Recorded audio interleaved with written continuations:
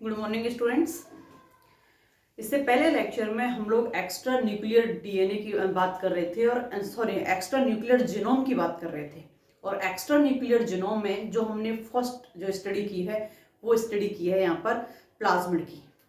Plasmid के types क्या होते हैं, प्लाज्मिड का वर्गीकरण किसके आधार पर किया गया है और प्लाज्मिड के कार्य क्या होते हैं। एंड सेकंड बात करते हैं हम माइटोकॉन्ड्रियल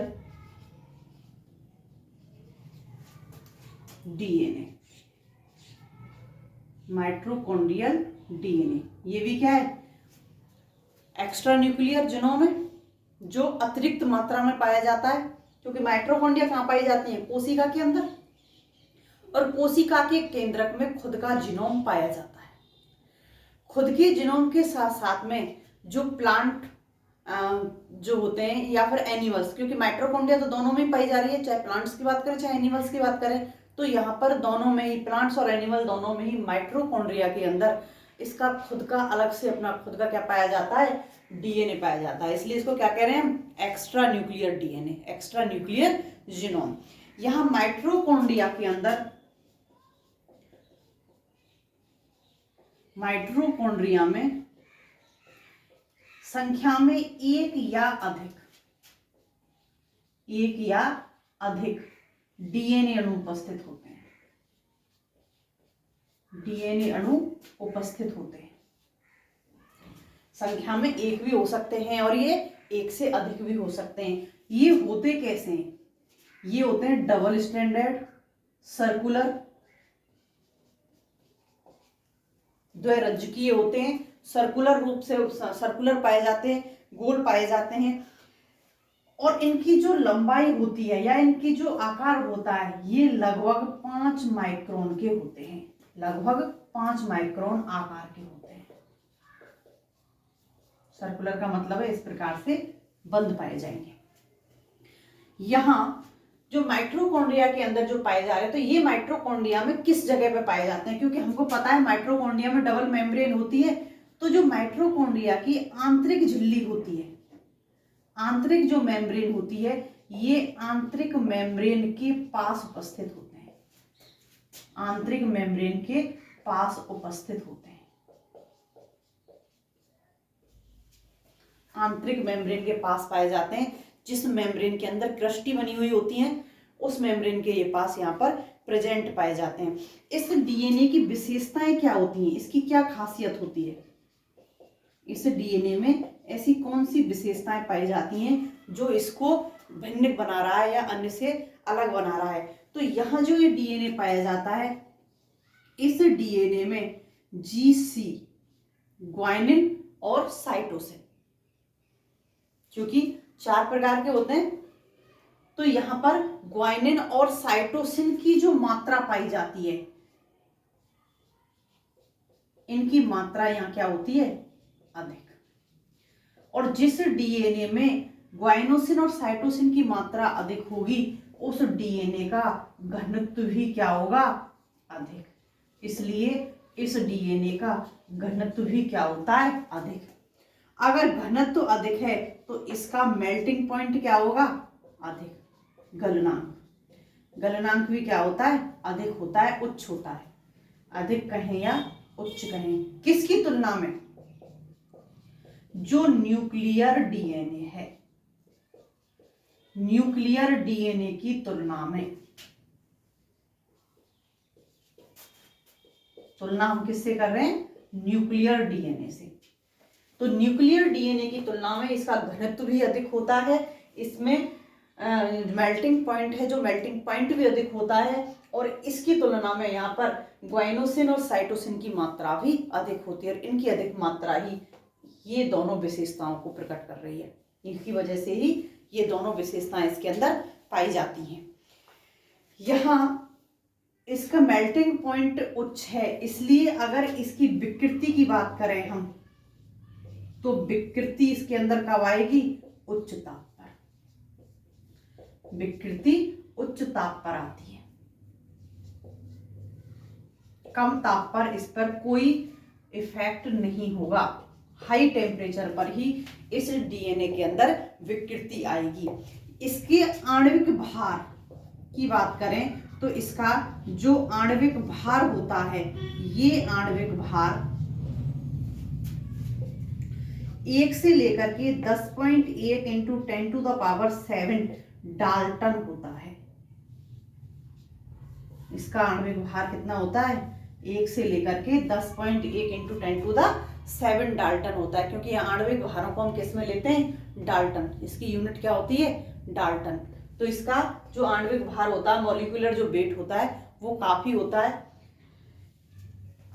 और एक खासियत और पाई जाती है इसके अंदर, इसमें जो सर्कुलर पाया जा रहा है, इसको खोल दें या फिर इसको हाई टेम्परेचर पर ले जाएं, इसके अंदर किसी भी स्थिति में इसको हम परिवर्तित कर दें, परिवर्तन के बाद अगर इसको सेम वही कंडीशन दे दी जाए जिन कंडीशनों में ये माइटोकॉन्ड्रिया के अंदर प्रेजेंट है, तो स्टूडेंट्स इसके अंदर ये बहुत अच्छी कैपेसिटी पाई जाती है कि ये पुनः अपनी सामान्य अवस्था में आ जाता है, पुनः अपनी सामान्य अवस्था में आ जाता है। जो इसकी न्यूक्लियर डीएनए से अलग इस कैपेसिटी होती है। बाकी सारी अलग ही पढ़ी है हमने पढ़ने को तो, लेकिन ये न्यूक्लियर डीएनए के अंदर कैपेसिटी नहीं पाई जाती है। तो ये पुनः अपनी सामान्य अवस्था में आने की क्षमता रखता है। इसके उत्पत्ति और कार्यों की बात करें, इसकी जो उत्पत्ति होती है, इसकी उत्पत्ति होती है G2 से लेकर के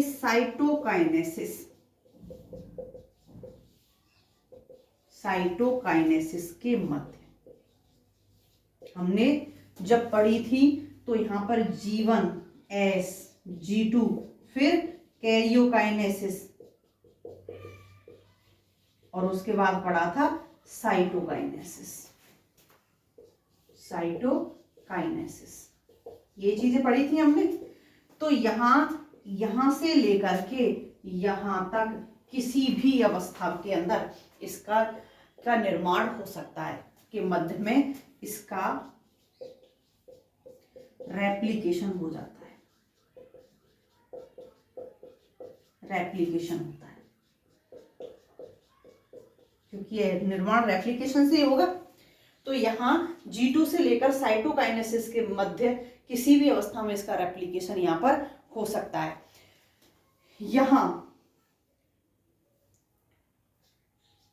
जो न्यूक्लियर डीएनए होता है, न्यूक्लियर डीएनए में यहां पर डीएनए पॉलीमरेज पाया जाता है, डीएनए पॉलीमरेज पाया जाता है।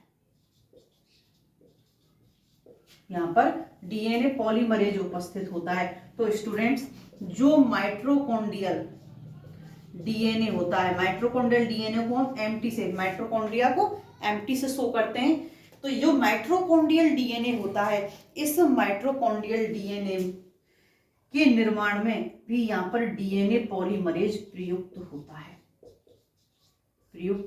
होता है, क्योंकि जो न्यूक्लियर डीएनए है, न्यूक्लियर डीएनए के निर्माण में डीएनए पॉलीमरेज प्रयुक्त हो रहा है, उपस्थित है, या फिर कहीं प्रयुक्त हो रहा है। तो ये डीएनए पॉलीमरेज अगर न्यूक्लियर डीएनए का निर्माण कर रहा है, तो यही डीएनए पॉलीमरेज माइटोकॉन्ड्रियल डीएनए का भी निर्माण करता है। यही डीएनए पॉलीमरेज कहाँ प्रयुक्त हो रहा है? माइटोकॉन्ड्रियल डीएनए के निर्माण में प्रयुक्त हो रहा है। बात करें इसके कार्य की,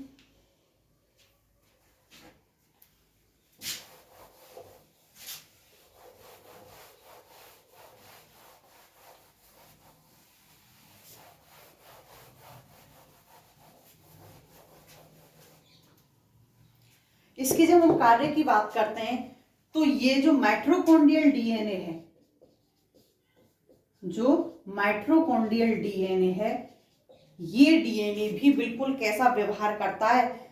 ये बिल्कुल ऐसे ही व्यवहार करता है,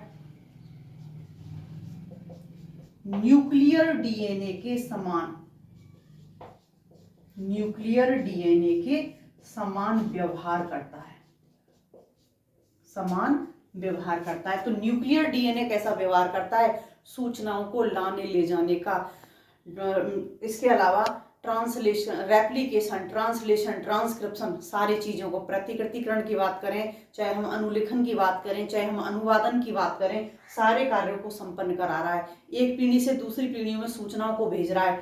तो स्टूडेंट्स, यहाँ पर जो माइटोकॉन्ड्रियल डीएनए है, माइटोकॉन्ड्रियल डीएनए भी यहाँ सभी कार्यों को संपन्न कराता है। ये भी आरएनए के माध्यम से, आरएनए के माध्यम से सूचनाओं का संप्रेषण करता है, सूचनाओं का संप्रेषण करता है। तो क्या ये काम ये नहीं कर रहा था न्यूक्लियर डीएनए? तो यही तो कर रहा था न्यूक्लियर डीएनए। यहाँ न्यूक्लियर डीएनए भी एमआरएनए के माध्यम से सूचनाओं का संप्रेषण करता है। तो ये भी यहाँ एमआरएनए के माध्यम से ही सूचनाओं का संप्रेषण करता है, सभी कार्यों को संपन्न कराता है। जो कार्य न्यूक्लियर डीएनए कर रहा था वही कार्य ये संपन्न करा रहा है। इसीलिए तो कह रहे हैं इसको एक्स्ट्रा न्यूक्लियर डीएनए। ये इसके अंदर भी आनुवांशिक सूचनाएं होती हैं। ये भी रेप्लिकेट होकर के एक पीढ़ी से दूसरी पीढ़ी में गमन कर रहा है। फॉर एग्जाम्पल, ईस्ट के अंदर और ह्यूमन में, ईस्ट में ये एनिमल्स की बात करें बजाय ह्यूमन के, एनिमल्स में दोनों में एक पॉलीसिस्ट्रोनिक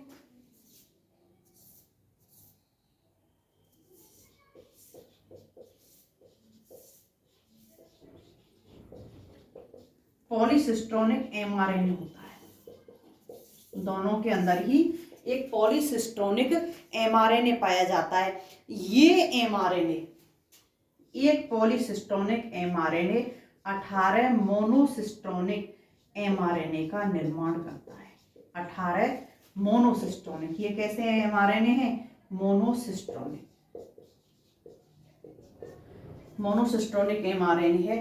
तो ईस्ट में और एनिमल्स में एक पॉलीसिस्ट्रोनिक एमआरएनए जो होता है 18 मोनोसिस्ट्रोनिक एमआरएनए को निर्माण करने की या इनके निर्माण की कैपेसिटी रखता है।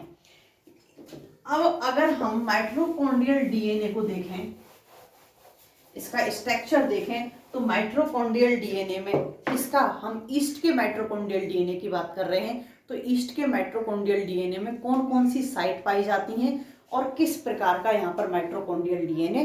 देखिए स्टूडेंट्स, यहाँ हमारे सामने माइटोकॉन्ड्रियल डीएनए प्रेजेंट है। इस माइटोकॉन्ड्रियल डीएनए में जो यहाँ पर विभिन्न क्षेत्र दिख रहे हैं, ये विभिन्न क्षेत्र, विभिन्न साइट हैं जो यहाँ, या फिर कहें कि विभिन्न जीन साइट हैं जहाँ विभिन्न कार्यों को संपन्न किया जा रहा है। तो ये ईस्ट के, किसका? ईस्ट का माइटोकॉन्ड्रियल डीएनए है, जिसके ऊपर इतने सारे क्षेत्र यहाँ पर हैं। यहाँ पर जो ये क्षेत्र हैं, जो हमारा ये बॉक्स है, इस बॉक्स को 3 पार्ट के अंदर बांटा गया है। 3 साइट हैं, एएनए, कोब और बॉक्स। उसके अलावा ओएलआई फर्स्ट, या फिर ओली कहें इसे, ओली फर्स्ट, ओली सेकंड, ओली थर्ड और ओली फोर्थ पार्ट के अंदर यहाँ पर बांटा गया है। सामने ये जो कैप दिखाई दे रही हैं, ये कैप वो स्थान होते हैं जहां से रेप्लिकेशन स्टार्ट होता है।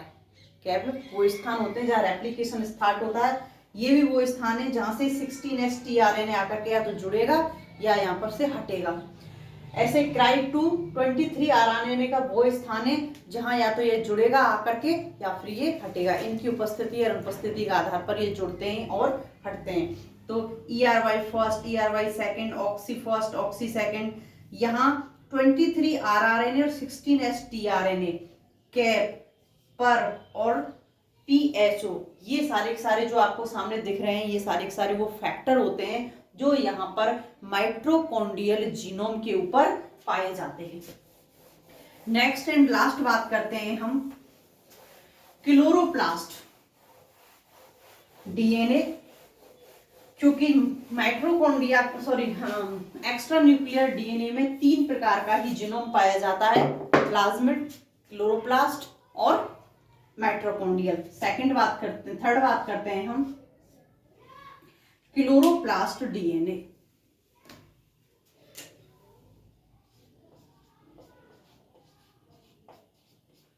क्लोरोप्लास्ट डीएनए, क्लोरोप्लास्ट डीएनए को हम सीपीडीएनए से शो करते हैं। सीपीडीएनए, इसको सबसे पहले किसने देखा था?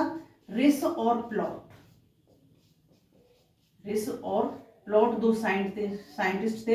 रिस और प्लॉट ने सबसे पहले खोजा था, सबसे पहले खोजा था।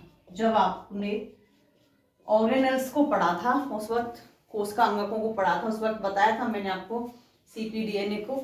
यहाँ इसको रिस और प्लॉट ने खोजा था सबसे पहले। इसके अलावा यहाँ पर जो डीएनए पाया जाता है, ये डीएनए होता कैसा है? डीएनए होता है वलयाकार, वलयाकार, दोहरी मेम्ब्रेन से परिबद्ध, या फिर कहें डबल स्टैंडर्ड। दोहरी मेम्ब्रेन ना बोलकर क्या बोले इसको? डबल स्टैंडर्ड होता है। यहां प्रोटीन कवच नहीं पाया जाता, प्रोटीन कवच एब्सेंट होता है। यहाँ पर कोई भी प्रोटीन की बाउंडिंग नहीं पाई जाती है, वो एब्सेंट होती है, डबल स्टैंडर्ड होता है। और ये कैसा पाया जाता है? वलयाकार होता है। इनकी संख्या की अगर बात करें तो विभिन्न पादपों में संख्या कैसी पाई जाती है? भिन्न भिन्न पाई जाती है। क्लोरोप्लास्ट की जो संख्या है वो संख्या भिन्न भिन्न पाई जाती है। प्रत्येक प्रजाति में अलग अलग संख्या में पाए जाते हैं, कहीं कम पाए जाते हैं और कहीं संख्या में ये ज्यादा पाए जाते हैं, तो इनकी संख्या भिन्न भिन्न पाई जाती है। यहाँ पर जो क्लोरोप्लास्ट के गुण होते हैं, जो क्लोरोप्लास्ट के अपने गुण हैं, ये गुण दोनों ही डीएनए के द्वारा कंट्रोल होते हैं। यहाँ पर सीपीडीएनए प्लस जो न्यूक्लियर डीएनए है, दोनों के द्वारा इनके गुण क्या होते हैं? कंट्रोल।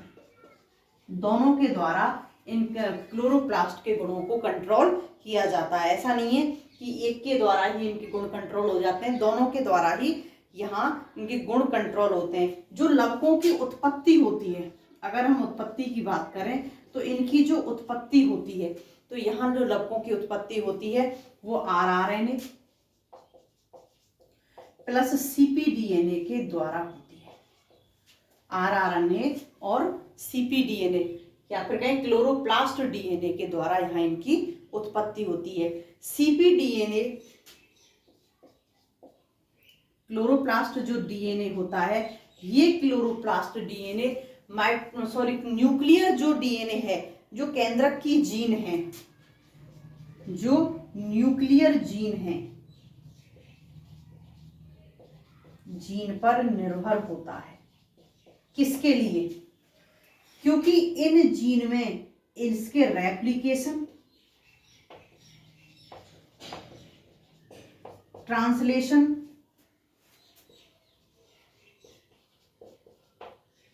और ट्रांसक्रिप्शन,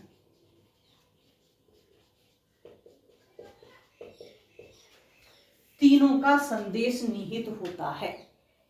सीपीडीएनए का रेप्लिकेशन होना, प्रतिकृतिकरण होना, अनुवादन होना, अनुलेखन होना है, क्या होना है, ये सभी किसमें पर निर्भर करता है? जो न्यूक्लियर जीनोम है या जो न्यूक्लियर जीन है, इन जीन के अंदर ये के ऊपर ये निहित होता है। कारण जीन के ऊपर तो है ही, और एंजाइम भी कहाँ होते हैं? इन रिएक्शंस के लिए, इन कार्यों के लिए जो एंजाइम होते हैं, ये कहाँ उपस्थित होते हैं? केंद्रक में। इसीलिए ये किस पर निर्भर करता है? न्यूक्लियर जीनोम पर या न्यूक्लियर जीन्स के ऊपर ये निर्भर करता है। तो ये आपके तीनों एक्स्ट्रा न्यूक्लियर जीनोम हो गए। नेक्स्ट बात करते हैं हम गुणसूत्रीय विघटन।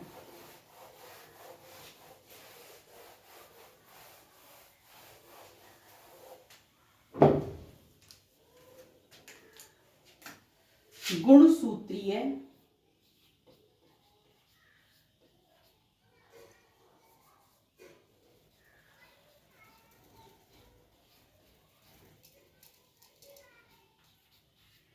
विघटन, क्रोमोसोमल एब्रेशन।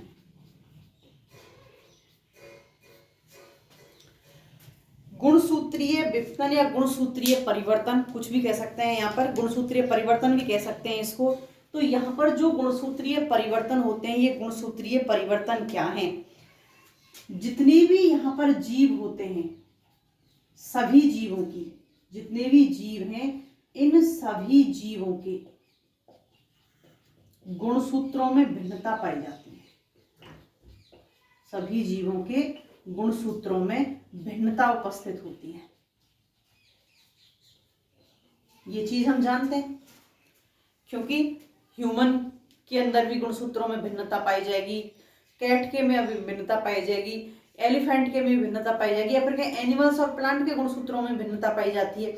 अब एक ह्यूमन को लेके चले तो एक ह्यूमन से दूसरे ह्यूमन के गुणसूत्रों में भिन्नता मिल सकती है, आकार आकृति में नहीं, संख्या में नहीं, क्योंकि संख्या में तो फिक्स 46 ही रहेंगे। जीन्स के अंदर भिन्नता मिलेंगी, क्योंकि हर ह्यूमंस का जो नेचर है वो समान नहीं होता। तो यहाँ एक प्रजाति के अंदर भी भिन्नताएं मिल सकती है, एनिमल प्लांट्स में तो मिलेंगी। तो सभी जीवों के अंदर जो गुणसूत्रों में भिन्नता पाई जाती हैं, ये भिन्नताएं गुणसूत्रों पर उपस्थित किसके कारण होती हैं? जो गुणसूत्रों पर उपस्थित जो जीन हैं, इन जीन्स के कारण होती हैं। गुणसूत्रों पर जो जीन्स उपस्थित हैं, उन जीन्स के कारण होती हैं, उनकी संख्या के कारण होती हैं कि संख्या क्या है। जैसे ओनियन के अंदर 7 पाई जाती है, ह्यूमन के अंदर 46 पाई जाती है।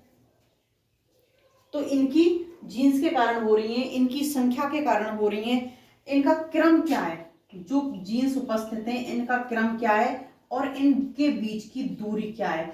किसी के भी कारण यहाँ गुणसूत्रों में भिन्नता उपस्थित हो सकती है, इनकी दूरी के कारण, इनके क्रम के कारण, इनकी संख्या के कारण और गुणसूत्रों पर उपस्थित विभिन्न जीन्स के कारण यहाँ पर जो भिन्नता पाई जाती है वो किसी के कारण भी हो सकती हैं। अब जो गुणसूत्र हैं, इन गुणसूत्र के जो जीन्स में परिवर्तन होता है, जीन्स में परिवर्तन, इनके जीन्स में जो परिवर्तन होता है, इस परिवर्तन के कारण जो भिन्नता उत्पन्न होती है, जो भिन्नता उत्पन्न होती है, ये क्या कहलाती हैं?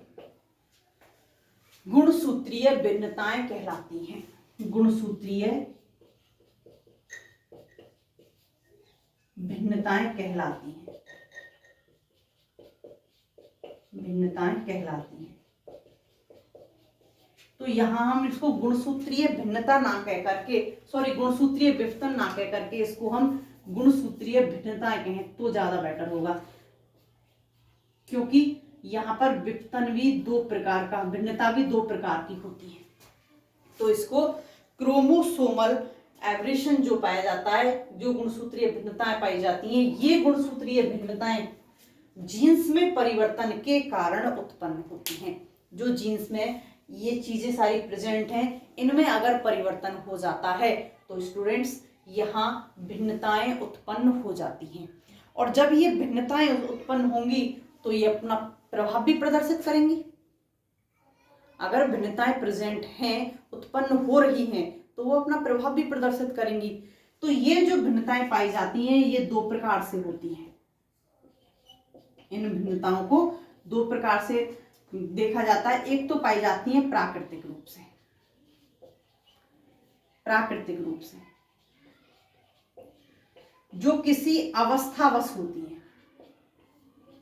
अवस्थावश होती है। कुछ ऐसी अवस्था हो गई, कुछ ऐसे कुछ नेचुरल कुछ इफेक्ट हो गए जिनके कारण ये होती हैं, तो वो तो कहलाती है प्राकृतिक रूप से। दूसरी, हम अपने लिए कर रहे हैं, अपने अकॉर्डिंग कर रहे हैं, अपनी स्टडी के लिए कर रहे हैं, या फिर किसी नई प्रजाति के निर्माण के लिए कर रहे हैं, तो वो होती है कृत्रिम रूप से। तो ये भिन्नताएं 2 प्रकार से होती हैं, प्राकृतिक रूप से भी होती हैं और कृत्रिम रूप से भी होती हैं। 2 प्रकार से भिन्नताएं यहाँ पर प्रेजेंट हो सकती हैं। अब 2 प्रकार से कृत्रिम और प्राकृतिक रूप से भी कैसे होती हैं? एक तो होती है संख्यात्मक प्रकार की, संख्यात्मक विभिन्नता।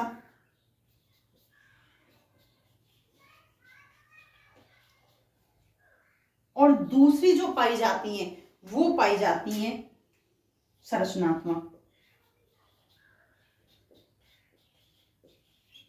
संरचनात्मक भिन्नता।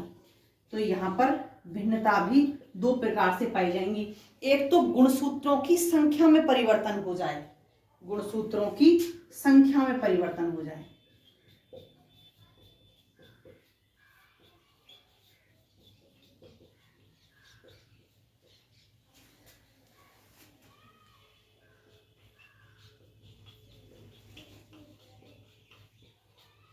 गुणसूत्रों की संख्या में परिवर्तन, गुणसूत्रों की संख्या में परिवर्तन कैसे कर दिया? जैसे हम गेहूं की प्रजाति पढ़ते हैं तो गेहूं की प्रजाति द्विगुणित से लेकर के 6 गुणित तक होती है। 4n, 2n से 4n और 4n से 6n तक होती है। तो यहाँ पर गुण जो गेहूं होते हैं वो 60 गुणित तक पाए जाते हैं। इनकी संख्या में परिवर्तन हो रहा है। तो संख्या में परिवर्तन हो रहा है तो इसके जो आकार प्रकार में परिवर्तन होगा, गेहूं का पादप लंबा होगा, छोटा होगा, प्रतिरोधी होगा, गेहूं के अंदर ग्लूटिन की मात्रा अधिक मिल रही है, या फिर गेहूं किस प्रकार का मिल रहा है, अंबर गेहूं है, किस कलर का मिल रहा है। तो यहाँ गुणसूत्रों की संख्या में परिवर्तन के साथ साथ इनके गुणों में भी परिवर्तन हो रहा है।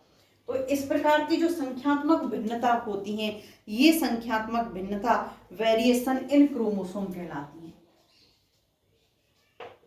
वेरिएशन इन क्रोमोसोम, क्रोमोसोम कहलाती है।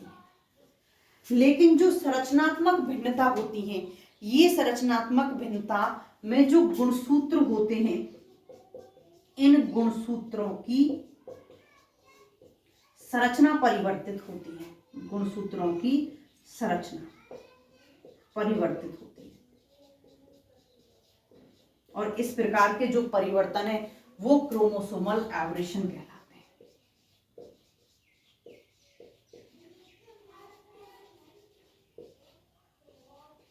क्रोमोसोमल एवरेशन कहलाते हैं। तो यहाँ गुणसूत्रों की संरचना ही परिवर्तित हो जाएगी। यहाँ गुणसूत्रों के संरचना में परिवर्तन होता है। तो यह दोनों की हम अलग अलग बात करेंगे। संख्यात्मक भिन्नता ना देख करके हम कौन सी देखेंगे? पहले संरचनात्मक भिन्नता। फर्स्ट बात करते हैं हम गुणसूत्रों की संरचनात्मक भिन्नता।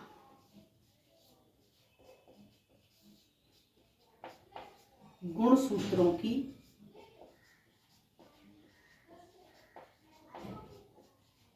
संरचनात्मक भिन्नता। गुणसूत्रों में जो संरचनात्मक भिन्नता पाई जा रही है, अभी बताया किसके कारण होती है? गुणसूत्रों की संरचना में परिवर्तन हो जाए।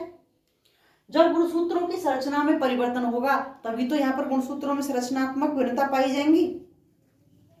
तो ये भिन्नताएं पादपों में भी दिखाई देती हैं और जीवों में भी दिखाई देती हैं। एनिमल्स में भी, पादप व जीवों में दिखाई देती है, दोनों में दिखाई देती है। अगर भिन्नता हुई है तो दोनों में दिखाई देंगी। जीवों के अंदर विभिन्न प्रकार की बीमारी पैदा करती हैं। जीवों के अंदर विभिन्न प्रकार की बीमारियां पैदा करती हैं। तो यहाँ पादपों के अंदर जो प्लांट हैं, इन प्लांट्स के अंदर क्या होगा? प्लांट्स में भी क्या बीमारी पैदा करेंगी? हाँ, बीमारी भी हो सकती है, लेकिन साथ ही साथ इसकी जो जनन क्षमता है, जनन क्षमता कम हो जाएगी, वृद्धि रुक जाएगी, वृद्धि रुक जाती है, जनन क्षमता कम हो जाएगी, वृद्धि रुक जाएगी। और साथ ही साथ अगर ज्यादा कुछ वेरिएशन हो गए तो यहाँ पर स्टेरिलिटी पैदा हो जाती है, स्टेरिलिटी, वंध्यता पैदा हो जाती है। ये प्राकृतिक रूप से पाए जा रहे हैं तो कोई बात नहीं है, लेकिन कृत्रिम रूप से भी हम कराते हैं। अगर हमको किसी भी चीज का अध्ययन करना है तो यहाँ अपने अध्ययन के लिए कृत्रिम रूप से परिवर्तन कराए जाते हैं। अध्ययन के लिए कृत्रिम रूप से परिवर्तन कराए जाते हैं। अब ये कृत्रिम रूप से परिवर्तन किसके द्वारा होते हैं? X rays, ultraviolet rays, heat, ultraviolet rays, heat, X rays, साथ ही साथ केमिकल, कुछ केमिकल होते हैं, केमिकल, इनके द्वारा यहां पर कृत्रिम रूप से परिवर्तन कराए जाते हैं। यहां गुणसूत्रों में जो परिवर्तन होते हैं, ये परिवर्तन दो प्रकार से होते हैं।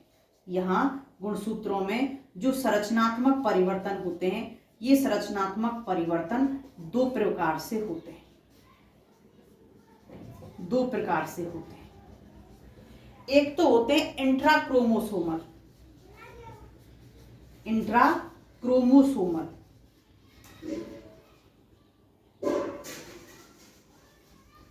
इंट्राक्रोमोसोमल कौन से होते हैं? विलोपन, विलोपन मतलब डिलीशन, जिसमें गुणसूत्र का कुछ भाग क्या हो जाए? अलग हो जाए, टूटकर। द्विगुणन, संख्या बढ़ जाए, द्विगुणन। प्रतिलोमन या प्रतिलोम, उसी का कुछ पार्ट दोबारा रेप्लिकेट हो जाए। और दूसरा होते हैं इंटरक्रोमोसोमल, इंटरक्रोमोसोमल। और इंटरक्रोमोसोमल में आता है स्थानांतरण, स्थानांतरण।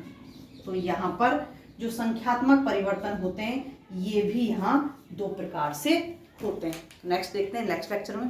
बाय।